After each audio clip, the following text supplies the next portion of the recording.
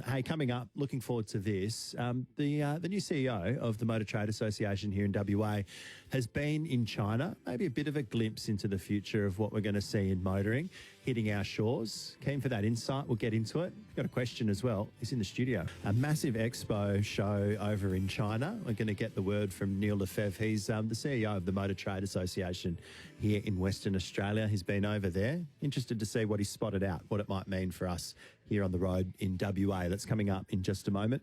A reminder as well, recently, the world's largest automotive show, it was on in China. There was more than 1,450 vehicles, 200 brands. There are so many car brands now, isn't there? More choice than ever. A real glimpse into the future of the industry. And Neil Febvre was there. He's the newish CEO of the Motor Trade Association here in Western Australia. And he joins me in the studio. Good to see you, Neil. G'day, Jamie. Lovely to see you too. Was it overwhelming? It was mind-blowing. Yeah. Just the volume of tech, cars and people through the show. I imagine there were a million things that caught your eye. When you first walked in, what did you think? Actually, the first thing was just approaching the building. So the building itself, there were two convention expos next to each other, 17 halls, the size of 20 footy fields. My colleague and I spent 2 days walking around. 15,000 steps a day. Yeah. Pretty big to navigate our way around. Did you get a glimpse into the future? Yeah, definitely got a glimpse of what is coming in terms of the cars we're going to see on our roads. So one of the first things that stood out to me the range of brands there that we had, probably about 150 odd Chinese brands, and all the traditional Japanese, Korean and German brands you would see on the roads today. Going around and seeing a lot of the Chinese vehicles, they had what looked to me like a London kind of taxi sign on top of the car, just right above the windshield. And that was the autonomous driving LiDAR, so light detecting radar. So this is a laser-based system that will build a 3D map of what's around and enables the car to drive fully autonomously.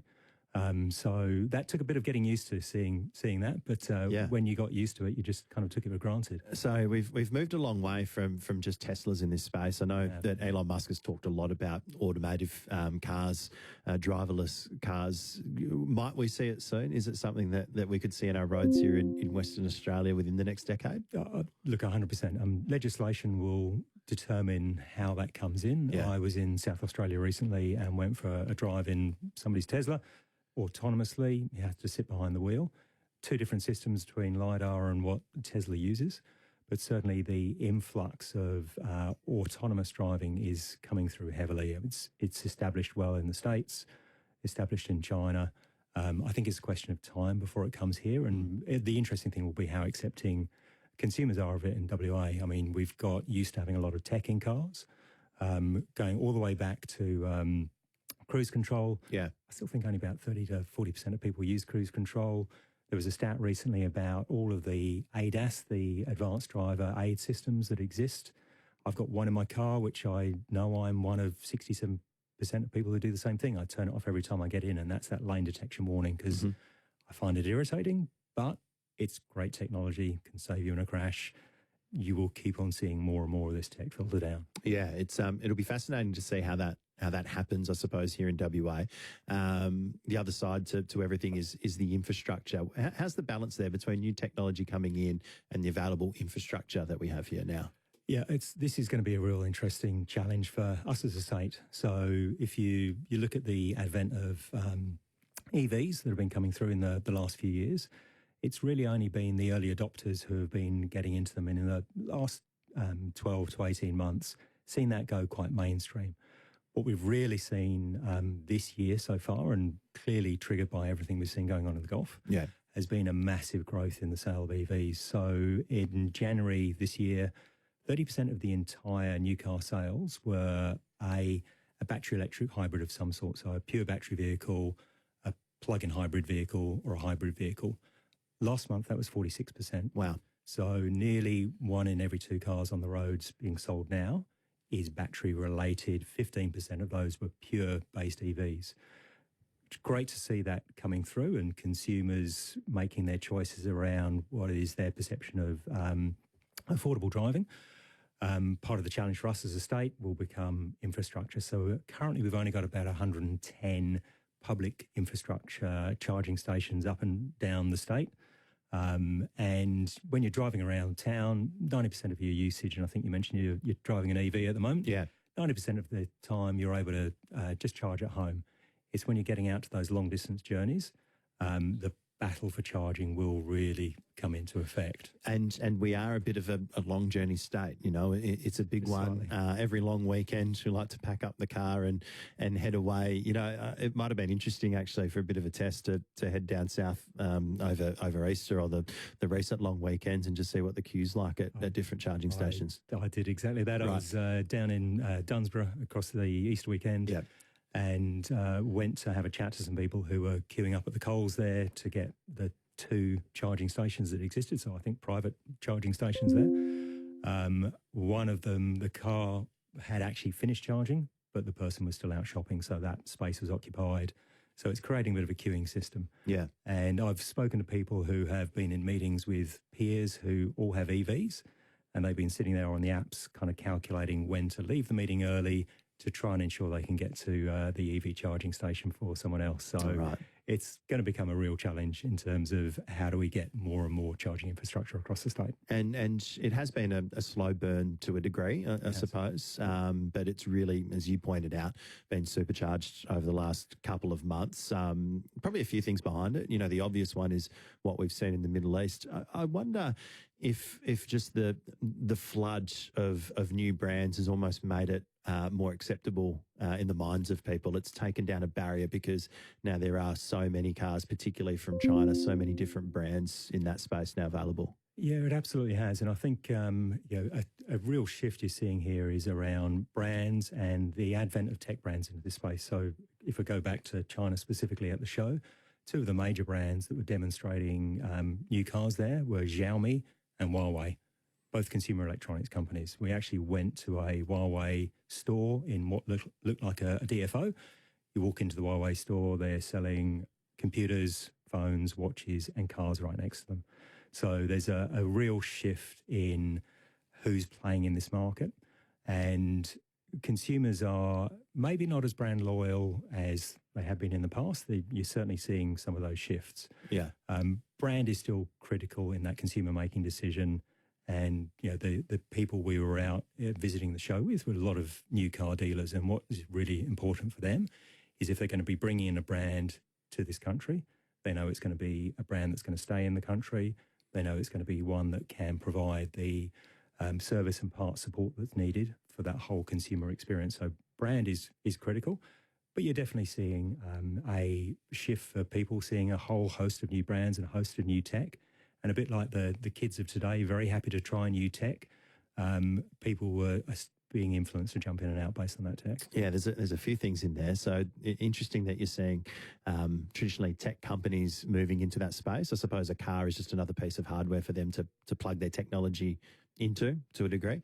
The other side, with the flood of new brands, there are some things to be watchful for as a consumer and thinking about longevity and if you need parts and warranties into the future too.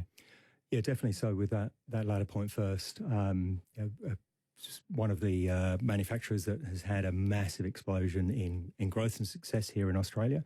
It's well documented. One of the challenges they have had is keeping up with their supply chain to provide parts if there's a crash or a warranty issue for things to be fixed and replaced. So when we were in China, we had an opportunity to meet both with manufacturers and with people within government to talk about how these issues can be resolved and the criticality of ensuring that is well looked after to manage this for anybody who's buying a car. When you look at the MTA WA and think about our membership base, so we represent the industry that is both retailing and managing these cars, so the mechanics who are looking after it. There's a huge impost there on the volume of training that needs to be done to bring these people up to speed with the latest technology, and that's something we've led the way on in WA, and we're the only registered training organisation that actually provides a certificate training in EV capabilities. But there's the need to equip auto shops as well with all the technology to support things that are no longer necessary based on a spanner. Yeah, exactly right. The flow-on effects are interesting. Less spanners and maybe more laptops in the workshop. Is that what we're going to say? Yeah, definitely more laptops, more tech. If you think about schooling, I think there's that opportunity to bring more people in from a STEM-based background. Yeah. Because this is becoming a tech-based industry. You will have three components really to your car. You've got the mechanics and the machinery, the hardware that exists and is always going to exist, and that's critical and requires a distinct set of skills. You've then got the software that's running everything, which is probably a different set of skills coming in. And of course, you then got the powertrain, so that mix of whether it's hybrid or still petrol. Still dominating the way. We saw at the GWM stand a GWM demonstrating a new V8 engine they developed. So although there's a lot of hybrid and battery-based tech, there's still traditional powertrain needs as well. All right. Hey, let's pause for a moment. We'll check the roads. We'll come back. Plenty to hear about. Neil Lefebvre in the studio today. The Motor Trade Association of WA, Association of Western Australia in the studio off the back of the automotive show over in China. This on the text, Neil. Dave says, I've been following a lot of YouTube channels that were bringing coverage of that Chinese motor show. It was amazing. They're so far ahead of all other manufacturers. I can see the legacy brands disappearing soon. I don't think they'll be able to compete, says Dave. Is there some concern for the legacy brands in the automotive space? Look, I think the interesting thing so when you refer to the legacy brands, Japan, Korea, Germany is those historic hubs of motoring excellence and still the people that in total car sales lead the world. These countries and the manufacturers there are getting into bed with China. They have production facilities there. A lot of Mercedes are produced in China, for example. So I think there's a thing called China speed in this industry, and what they've proven themselves really capable of doing is taking concepts into production in rapid pace. So historically for a legacy brand, it would be 4 to 5 years after a concept car came out before that would hit the showroom. That's happening as quick as 24 months now. So these organisations are moving in together and partnering together. And in fact, it's working in reverse. So one of the Chinese businesses has now gone and taken over a plant in Dresden in Germany to deploy its production into there as well. Interesting. All right. So there's some level of collaboration there for those that are willing to move. Let's go to Bateman. Kent has given us a call. Hey, Kent. Afternoon, fellas. About 8 or 9 years ago, I was in Shanghai, and they were doing like backyard electric conversions of cars and motorbikes and do-it-yourself type stuff. Was there anything at the motor show on regards to converting cars from petrol to electric? Interesting question. Did you see any of that? Yeah, thanks, Ken. No, definitely didn't see anything around that conversion piece.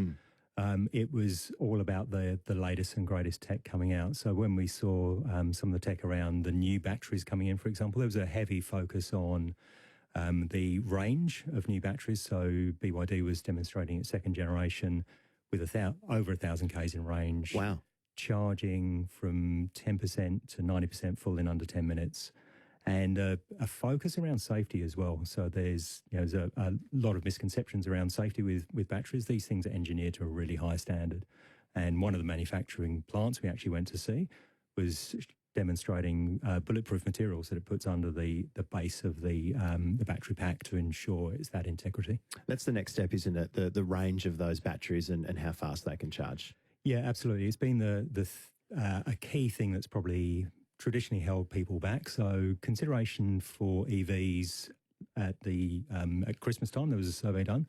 In WA, only about 30% of people were considering purchasing an EV versus Sydney or Melbourne, where that was at about 55, 56%. So smaller places to get around, they didn't have that range anxiety. So being able to take that concern of range anxiety away with distance becomes important. Not just distance, but then speed of charging. There was a company over there called NIO, and NIO's been leading the way with battery swapping technology. But there was probably less focus on battery swapping, more just on the speed of charge, and not really relevant for us here in WA. but they had a freezer set up with a car in it running at minus 30 degrees to demonstrate that even in cold temperatures, the charging integrity wasn't impacted. Yeah, right. We just need the one that goes the other way. Can we do this at plus 50? We talk a lot about the tech for obvious reasons because that's new. It grabs your attention. I'm a bit of a design guy. You know, I kind of buy with the eye, which probably puts me in a bad position sometimes. But what did you notice there in terms of the style and I suppose the size of the cars that are coming? Yeah. So probably China is known for its ability to, let's say, seek inspiration for design. That's a good way to put it. From other areas. Yeah. There were definitely a couple of themes running through the show. A lot of Porsche Taycan lookalikes. A lot of the big SUVs looked reasonably similar to a Rolls-Royce Cullinan. And a lot of the off-roaders were a bit like a Land Rover Discovery. Yeah. We like a big car here in Western Australia, don't we? We do like a big car. There was also an influx of the really big people movers, which we have on this road over here, but I don't think we'll see as many of them coming through. But these things were significantly long and probably too big for our roads, but with amazing levels of comfort, fully lie-back seats, zero-gravity seats, and entertainment systems inside that makes it like an additional room in the house. And they were actually being marketed as an additional room for your home. Wow. All right. Don't let my 3-year-old hear that. We have a no iPad policy in the car. Thankfully, it's books and out the window for as long as we can handle it. Let's go to Jonathan, who's in Mount Lawley. Hey, Jonathan. Hello, yeah. I got a quick question. Interchangeable batteries. I know Toyota's recently painted one in the USA. As a car hits 10 years and the battery's life is used, is there any tech around interchangeability so we can get longevity out of a current vehicle?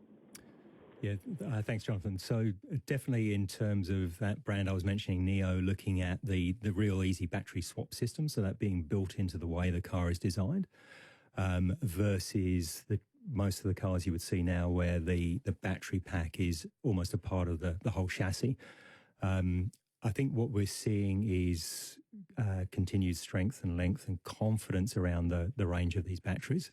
But I would certainly, and it didn't really see anything specifically at the show around it, but I would anticipate that this will become an area in the end of life market where there are opportunities for, we traditionally have engine reconditioners as the MTAWA. We've got a bunch of engine reconditioners who are members and we work with.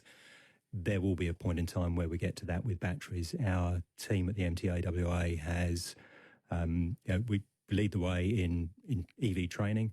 We've got battery packs that are exposed in our training centres, and we look at how you can test different cells, swap out cells. So there's definitely a bit of a misnomer that these things can run down quickly and be kaput pretty quickly. Mm-hmm. You'll see that technology evolve. Good question. Good on you, Jonathan. Thank you. Was there anything that you wanted to bring home with you instantly? Something that really caught your eye that you thought, I can't wait till I can get my hands on that? That's a really good question. The whole thing, yeah. But yeah, the whole thing. That there was, if I think about a couple of the other brands that were there, probably one of the first ones we went to see was a company called Jet Tour, which is a sub-brand of Chery. That was a really rugged-looking off-roader that they were marketing. They've got a couple there. They were pitching heavily into the Australian contingent that were coming across and visiting, and I understand they're expecting to hit the roads. Not cheap. They would be marketing themselves, I think, as still a premium product, but some really impressive tech in that. I think probably the one thing I would love, there was Xiaomi had a little concept car which was all about speed and power and aerodynamics, which looked pretty cool. Interesting. Hey, outside of what you saw in China, got to ask you this now that the CEO of the Motor Trade Association here in WA, what's your dream car? Oh, good question. What's my dream car? You might already have it. No, I wish unfortunately, I don't. My dream car would be a Lamborghini Miura. Nice. Good choice. All right. There you go. So good to have a chat to you, Neil. Thanks for coming into the studio as well. Fascinating about what you saw over there, but a significant role here in Western Australia. So we look forward to getting you back from time to time, I reckon. Thanks very much, Jamie. Beautiful. Neil Febvre, he, as I said, running the Motor Trade Association here in Western Australia.